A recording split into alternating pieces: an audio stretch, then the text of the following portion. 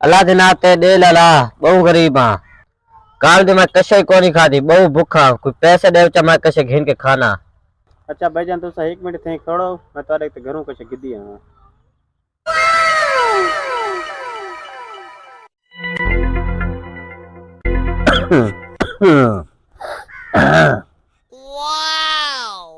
हाँ पुत्र बारो कौन है?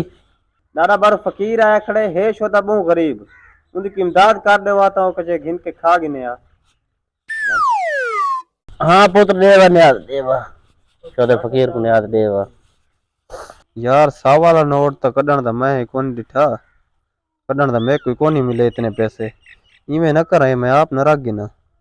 यार गरीब दा हक ही नहीं मरना चाहिए मैं तादा देवा चा चलो दे देने हैं यार।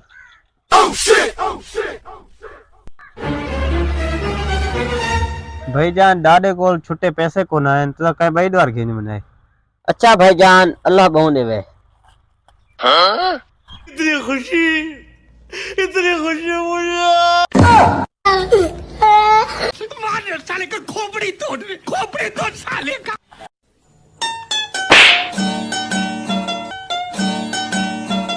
पता नहीं क्या जी औलाद था ये फकीर वास्ते पैसे लेते में वही अपनी जेब में प्याज सटे ना आई।